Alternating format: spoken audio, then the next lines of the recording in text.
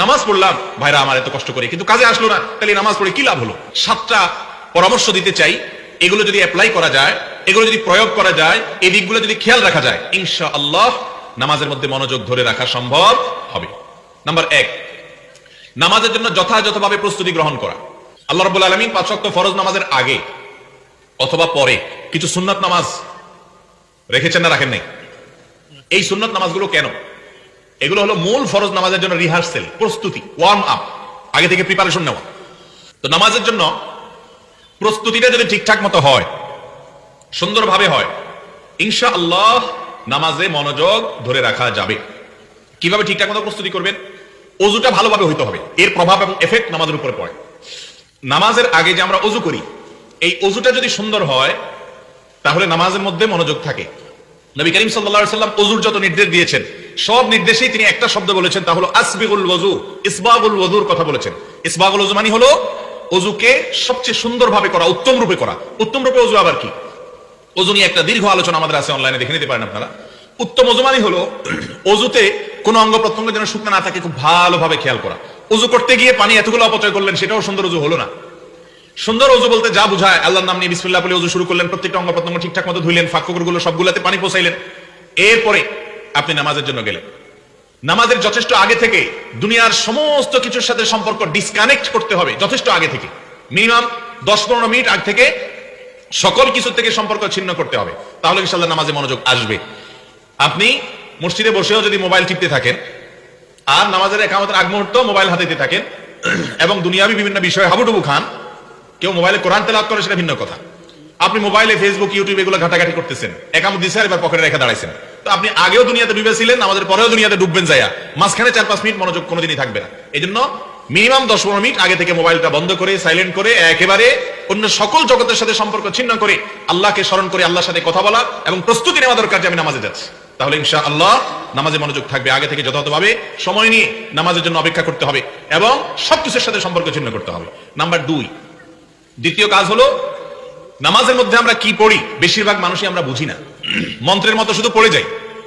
একেবারে আল্লাহু আকবার থেকে নিয়ে আসসালামু আলাইকুম ওয়া রাহমাতুল্লাহ পর্যন্ত প্রত্যেকটা রোকনে আমি কি বলছি, আল্লাহকে কি নিবেদন করছি। অনেক জায়গায় আমি আল্লাহর কাছে চাইতেছি, কি চাইতেছি আমি নিজেও জানি না। অনেক জায়গায় আমি আল্লাহকে সম্বোধন করে বলছি, হে আমার আল্লাহ, হে আমার রব, আমি তখন অন্য কোনো ধান্দায় আছি, জানিও না। তো এই জন্য নামাজের ভেতরে আমরা যে সমস্ত দোয়া, দুরুদ, সূরা, কেরাত, তাসবিহ, তাহলিল পড়ি, এগুলোর অর্থ জানতে হবে। অর্থ জানা কোনো কঠিন কিছু না, একেবারে সহজ। আপনি একদিন মসজিদের ইমাম সাহেবকে বললে আপনাকে অর্থগুলো ধরাই দিবে। কমন যে কয়টা সূরা পড়েন সেগুলোর অর্থগুলো দেখে নেবেন, সূরা ফাতিহার অর্থটা একটু দেখে নেবেন এবং সেগুলাকে মনে মনে চিন্তা করবেন আপনি কি বলতেছেন আল্লাহকে, তাহলে ইনশাআল্লাহ মনোযোগ থাকবে। মনকে একটা ডিউটি দিতে হবে, ডিউটি যদি না দেন সে তো অন্যদিক ছুট দিবেই। ডিউটি দিবেন কি, যে তুমি কি পড়ছো সেটা বুঝতেছো কিনা। না বুঝলে নামাজের পরে ইমাম সাহেবের কাছে যাবেন, হুজুর এটা আজকে যে সূরা পড়লেন এখানে কি বলছেন, বা এই দোয়াটার অর্থটা কি। আর যদি বুঝেন তাহলে তাকে স্মরণ করবেন, যতটুকু বুঝেন ইনশাআল্লাহর মাধ্যমে নামাজে মনোযোগ আসবে। 3 নম্বর কাজ হলো, মনোযোগ নষ্ট হতে পারে এমন সমস্ত দুয়ার বন্ধ করা। কথার কথা, নামাজের সামনে এমন জায়নামাজ নিয়ে দাঁড়াইলেন আপনি, যে জায়নামাজ অনেক চাকচিক্যপূর্ণ, আপনার মনোযোগ নষ্ট করে। নামাজে দাঁড়াইলেন, পেটে প্রচন্ড ক্ষুধা, এদিকে খাবার ডাইনিং টেবিলে রেডি করে রাখা আছে, তখন আপনার মন যাবে খানার দিকে, এটাই স্বাভাবিক। এই জন্য সুন্নাত হলো, কেউ যদি খুব বেশি ক্ষুধার্ত থাকে তাহলে সে আগে খেয়ে নিবে, তারপর নামাজ পড়বে, যাতে মনোযোগ নষ্ট না হয়। এখন আমাদের কাছে নামাজটা হলো বোঝা, নামাজটা পড়ে ফেলি, ঝামেলা শেষ, এরপরে আরামসে খাবো। কেন আমরা এরকম করতে পারি না যে খানাটা একটা ঝামেলা শেষ করে ফেলাই, তারপর আরামসে নামাজ পড়বো? এটা হওয়া উচিত। কথা কি বুঝতে পারছি? তাহলে নামাজে মনোযোগ ধরে রাখার জন্য 3 নম্বর করণীয় হলো, মনোযোগ নষ্ট করতে পারে সেই সকল বিষয় থেকে নিজেকে দূরে রাখার চেষ্টা করা। নবী করিম সাল্লাল্লাহু আলাইহি সাল্লামকে একবার একটা জানামাজ দেওয়া হলো, এই জানামাজ ছিল একটু কালারফুল, বিভিন্ন কালার টালার কারুকার্য হয়তো ছিল। তখন তিনি বললেন, তোমরা আমাকে এমন জানামাজ দিলা যেটার এই কারুকার্যের কারণে আমার মনোযোগে ডিস্টার্ব হচ্ছে, এটা সরাও। একটা প্লেন কাপড় আনলেন, তারপর সেটার উপর নামাজ পড়ছে। তাহলে বোঝা গেল যে নামাজে মনোযোগ নষ্ট হতে পারে, এই সব বিষয়গুলো আগে কি করতে হবে, সরাইতে হবে। আজকাল মসজিদগুলোতে মাশাআল্লাহ পশ্চিম দিকের ওয়ালে এত চাকচিক্য, এত জাকজমক, এত ঝাড়বাতি, এটা সেটা রাখা হয়। মুসল্লি মাশাআল্লাহ দাঁড়ায় ওই ঝাড়বাতি গনে এবং অন্যান্য ধান্দা করে, ঠিক না ঠিক? নামাজে মনোযোগ সৃষ্টির জন্য 4 নম্বর কাজ হলো, সূরা কেরাত এবং দোয়া দুরুদের মধ্যে কি করা ভাই? বৈচিত্র্য আনা। বৈচিত্র্য আনা মানে বুঝেন, রুকুতে তাসবিহ আমরা একটা শিখছি ছোটবেলায়, সুবহান রাব্বিয়াল আযীম। অথচ এই সুবহান রাব্বিয়াল আযীম ছাড়াও আরো বিভিন্ন তাসবিহ নবীজি সাল্লাল্লাহু আলাইহি সাল্লাম রুকুতে পড়তেন। আমরা শুধু একটা শিখছি। সুবহান রাব্বিয়াল আযীম শিখতে কত সময় লাগে? এটা বাচ্চাও তো পারে, 2 বার শুনলে 3 বার শুনলে মুখস্থ হয়। রুকুতে আরো তাসবিহ আছে, সেই তাসবিহগুলো শিখেন। সিজদাতেও সুবহান রাব্বিয়াল আলা ছাড়া আরো তাসবিহ আছে, এগুলো শিখেন। সুবহুন কুদ্দুস রব্বুল মালাইকাতি ওয়ার রূহ, এটাও একটা তাসবিহ। নবী করিম সাল্লাল্লাহু আলাইহি ওয়াসাল্লাম এটাও মাঝে মধ্যে পড়তেন, সুবহানাল্লাহি ওয়া বিহামদি। রুকুতে সিজদাতে যে সমস্ত তাসবিহ নবী করিম সাল্লাল্লাহু আলাইহি ওয়াসাল্লাম পড়তেন, একটা নয়, সেটা কয়েক আইটেমের। ইমাম সাহেবকে জিজ্ঞাসা করবেন, হুজুর রুকুতে কি কি তাসবিহ, কয় আইটেমের তাসবিহ আছে, সিজদাতে কয় আইটেমের তাসবিহ আছে? একদিন সুবহান রাব্বিল আযীম পড়েন, একদিন সুবহান কুদ্দুসুন পড়েন, একদিন অন্যটা পড়েন। মোটামুটি যখন বৈচিত্র্য আনবে সূরার মধ্যে, সূরা ফাতিহা তো চেঞ্জ করা যাবে না, এটা তো নামাজ হবে না, সূরা ফাতিহা তো বাধ্যতামূলক। এর পাশাপাশি অন্য সূরা যেটা পড়বেন ওই কমন, বেশিরভাগ লোককে জিজ্ঞাসা করলে দেখা যায়, বা বেশিরভাগ লোকের ক্ষেত্রে দেখা যায় যে সূরা কাফিরুন আর সূরা কুল হুয়াল্লাহ বা ইন্নাতাইন আর কুল হুয়াল্লাহ দিয়ে শর্টে মেরে দেয়। ঠিক না বে ঠিক? কুল হুয়াল্লাহ সূরাকে মহব্বত করলে অনেক সওয়াব হবে, কোরআনের 3 ভাগের 1 ভাগ তেলাওয়াতের সওয়াব হয় কুল হুয়াল্লাহ সূরা পড়লে। কিন্তু এর মানে এই না যে আপনি হুলস্থুল করে পড়বেন এবং এটা তাড়াহুড়া করে ফাঁকি দেওয়ার জন্য পড়বেন, তাহলে সেই ফজিলত হাসিল হবে না। ভাইরা আমার, তাহলে নামাজের মধ্যে বৈচিত্র্য আনতে হবে সূরা কেরাতের মধ্যে, যে একদিন কুল হুয়াল্লাহ পড়েন, একদিন আলম তারা পড়েন, একদিন আরেকটা পড়েন, নতুন নতুন জিনিস মুখস্থ করেন, সেটা নামাজের মধ্যে পড়লে মনোযোগটা সেদিকে যাবে ইনশাআল্লাহ বিইذنিল্লাহ। 5 নম্বর বুদ্ধি হলো রুকু এবং সিজদা এবং সমস্ত রোকনগুলোকে যত লম্বা করতে পারে এটাতে মনোযোগ আসবে।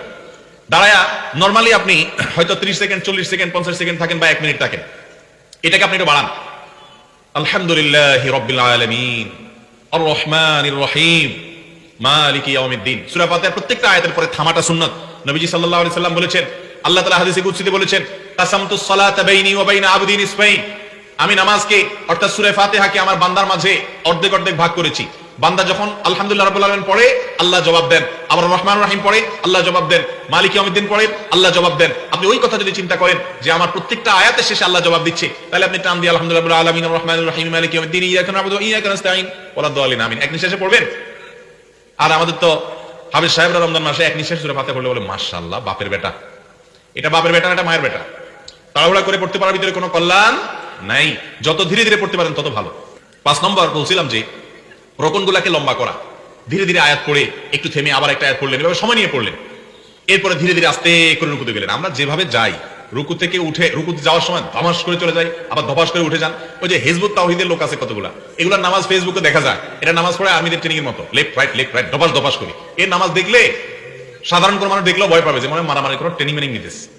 অথচ সালাতের মধ্যে হবে আল্লাহ রাব্বুল আলামিনের আজমত, খুব ধীরে ধীরে রুকু, খুব ধীরে ধীরে রুকু থেকে উঠা, আমি আল্লাহর দরবারে আসি, খুব আস্তে আস্তে সিজদা যাওয়া, সিজদা থেকে উঠে খুব সময় নিয়ে বসা, এটা হলো সুন্নাত। মনোযোগ ধরে রাখার জন্য যত সময় দিবেন রুকুতে, দাঁড়ানো অবস্থায়, বৈঠকে, সিজদাতে, 2 সিজদার মাঝখানে যত লম্বা সময় দিবেন মনোযোগ তত থাকবে ইনশাআল্লাহ, এটা পরীক্ষিত। 6 নম্বর আমল হলো পুরো নামাজের মধ্যে কিন্তু আল্লাহকে আমরা সম্বোধন করি। পুরো নামাজের মধ্যে আমরা আল্লাহরে সম্বোধন করি, মানে আল্লাহকে লক্ষ্য করে কিছু বলি। দাঁড়ানো অবস্থায় বলি কি, ইয়াকা না'বুদু ওয়া ইয়াকা নাস্তাঈন, আল্লাহ তোমারই ইবাদত করি, তোমার কাছেই সাহায্য চাই, তোমার কাছে, মানে আল্লাহকে আপনি কথা বলতেছেন। এই যে বলতেছেন এই টাইমটাতে আপনি আল্লাহকে স্মরণ করবেন, হ্যাঁ আল্লাহ আপনাকে দেখছেন, আপনি ইবাদত করছেন, আল্লাহর সামনে আপনি দাঁড়িয়ে এখন বলছেন ইয়াকা না'বুদু, আল্লাহ শুধু তোমারই ইবাদত করি এবং তোমার কাছেই সাহায্য চাই। আল্লাহর সাথে কথা বলবেন, এটা বলার সময় কথা বলার নিয়ত করবেন যে আল্লাহর সাথে আমি কথা বলতেছি। যখন যাবেন রুকুতে, যখন যাবেন সুবহান রাব্বিল আযীম, আমার মহান রব তোমার পবিত্রতা আমি জ্ঞাপন করছি, আল্লাহর সাথে কথা। সামি আল্লাহু লিমান হামিদা রব্বানা ওয়া লাকাল হামদ, হে আমার রব আপনার জন্য প্রশংসা, এই যে আল্লাহর সাথে কথা বলতেছেন। আবার সিজদা দিয়া সুবহান রাব্বিয়াল আলা, হে আমার মহান রব আপনার পরিচয় বর্ণনা করতেছি, আল্লাহর সাথে কথা বলতেছেন। সিজদা থেকে উঠে বলতেছেন রব্বিল ফিরলি ওয়ারহামনি ওয়াহদিনি ওয়াআফিনি ওয়ারফানি ওয়াজবুরনি ওয়ারযুকনি, হে আমার রব প্রতিপালক আপনি আমাকে মাফ করেন, আমার প্রতি রহম করেন, আমার ক্ষতি পূরণ করেন, আমাকে রিজিক দান করেন, আমার মর্যাদা বুলন্দ করেন। এই যে আল্লাহর সাথে কথা বলতেছেন 2 সিজদার মাঝখানে, এই টাইমগুলোতে আল্লাহর সাথে কথা বলার নিয়ত করেন, মনকে ডিউটি দেন, আল্লাহর সাথে কানেক্টেড করার চেষ্টা করেন। যদি তুমি আল্লাহর সাথে কথা বলতেছো, কানেকশন আল্লাহর সাথে যেন যুক্ত হয়। এইভাবে গোটা নামাজের মধ্যে যত দুরূদ, দোয়া, সূরা আছে সবগুলোর অর্থ আল্লাহকে সম্বোধন রেখে আল্লাহর সাথে কথা বলা। এইজন্য মুসলিম হাদিসে আসছে নামাজটা এটা হলো মুনাজাত মা আল্লাহ, আল্লাহর সাথে বান্দার কথোপকথন, আল্লাহর সাথে কানেকশনের সবচেয়ে মোক্ষম উপায় হলো নামাজ। এইজন্য সেই দিক মাথায় রেখে দোয়া, দুরূদ, জিকির, আজকারগুলো আল্লাহকে নিবেদন করছেন, আল্লাহর সাথে কথা বলতেছেন, এই মানসিকতা নিয়ে নামাজ পড়ার চেষ্টা করবেন, ইনশাআল্লাহ নামাজে মনোযোগ থাকবে। 7 নম্বর এবং সর্বশেষ পয়েন্ট হলো নামাজের মধ্যে মনোযোগ ছুটে গেলে, নামাজের মধ্যেই যখন মনে হবে আরে আমি এই চিন্তা করতেছি, এটা করা উচিত না, সাথে সাথে নিজেকে শাসন করেন, এটাকে বলা হয় আত্মশাসন। শাসন করে মনে মনে নিজেকে ভৎসনা দেন যে মন তুই কোথায় গেছিলি, এটা তো উচিত হয়নি, আল্লাহর সামনে দাঁড়িয়ে আছো। নামাজের মধ্যে যদি উল্টাপাল্টা করে কেউ, মনোযোগ নাই, ধীরস্থিরতা নাই, নামকেও আসতে শুধু ডিউটি পালন করে চলে আসে, এই নামাজ ওই নামাজিকে জাহান্নামের আগুন থেকে বাঁচাতে পারবে। আল্লাহ বলেছেন ফাওয়াইল, ধ্বংস জাহান্নাম ওই নামাজি ব্যক্তির জন্য যে নামাজ পড়ে কিন্তু অলসতা আছে, উদাসীনতা আছে, অবহেলা আছে। অতএব এই বিষয়গুলো মাথায় রেখে মনোযোগ চলে গেলে সাথে সাথে মনকে আবার কান ধরে টেনে নিয়ে আসতে হবে। এবং কোনদিন নামাজ শেষ হয়ে গেল, মনোযোগ দিয়ে হয় নাই, নামাজটা যদি সুন্নাত নামাজ হয়, নফল নামাজ হয়, তো আবার পড়েন। এটা হলো নিজেকে নিজে শাসন করা, জরিমানা আরোপ করা, যে মন কেন তুই বাইরে বাইরে ঘুরে বেড়াইছস, আবার পড়বো। মনোযোগ এবারও পুরোপুরি ধরে রাখতে পারেন না, 50% পারেন নাই, নফসরে বলেন যে কাজ টাজ করে আবার পড়। নামাজের চাইতে বড় কাজ মুসলমানের কাছে আর হতে পারে না। ভাইরা আমার, এই হিসাবটাই কিয়ামতের দিন সর্বপ্রথম নেওয়া হবে। এই হিসাবটা যদি আপনার ঝামেলা মুক্ত দিতে পারেন, সামনের রাস্তা সব ক্লিয়ার এবং পরিষ্কার। আল্লাহ তাআলা আমাদের সকলকে এমন নামাজ পড়ার তৌফিক দান করুন যে নামাজের বাহিরও ঠিক আছে, ভেতরও ঠিক আছে, খুশুয়া আছে, খুজুয়া আছে। আবারও বলছি, বাহির ঠিক মানে হলো নামাজের বডি স্ট্রাকচার ঠিক থাকার মানে হলো সবগুলোকে ঠিকঠাক মতো, রুকুকে ঠিক মতো করা, দাঁড়ানোটা সোজা। অনেকে সোজা দাঁড়ায় না, এই কল্লাটা একটু উঠে আবার দেয় দৌড়। এটা হলো মুরগির ঠোকরের মতো, মুরগি এক ঠোকর দিয়ে কল্লাটা সোজা করে না, কিন্তু কোন রকম উঠে আরেকটা ঠোকর মারে। নবী করিম সাল্লাল্লাহু আলাইহি ওয়াসাল্লাম বলেছেন, নামাজের মধ্যে যারা এরকম করে, রুকু থেকে উঠে সোজা পুরোপুরি না হইতে দৌড় দিছে, আল্লাহর কসম এরকম নামাজ যদি পড়ে সে নামাজ হবে না, হবে না, হবে না।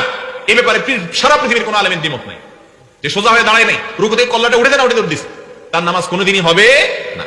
তাহলে নামাজের বাহিরটা ঠিক করব, রুকু সিজদাগুলো যেন ঠিকঠাক মতো হয়, সময় নিয়ে হয়, ধীরস্থিরতার সাথে খেয়াল করব, আর নামাজের ভেতর মনোযোগটাও ধরে রাখার চেষ্টা করব। তবে মনে রাখবেন, বাহিরটা ঠিক করা আমাদের কাজ, ভেতরটা আমরা চাইলেও সবসময় নিয়ন্ত্রণ রাখতে পারবো না, কারণ মন তো এটা উড়ে যায়। আপনি আপনার নামাজের বাহিরটা যদি ঠিক রাখতে পারেন, ইনশাআল্লাহ আল্লাহ তাআলা ভেতরটা ঠিক রাখার সহজ করে দিবেন আপনার জন্য। চেষ্টা করবো তো ইনশাআল্লাহ সবাই। আল্লাহ রাব্বুল আলামিন আমাদের সকলকে এমন নামাজ পড়ার তৌফিক দান করুন যেই নামাজ আমাদের দুনিয়া আখিরাতে আমাদের কাজে আসবে। নামাজ পড়লাম ভাইরা আমার এত কষ্ট করে, কিন্তু কাজে আসলো না, তাহলে নামাজ পড়ে কি লাভ হলো? চেষ্টা করবো তো ইনশাআল্লাহ সবাই 5 ওয়াক্ত নামাজ ঠিকমতো পড়ার। আল্লাহ তাআলা আমাদেরকে তৌফিক দান করুন।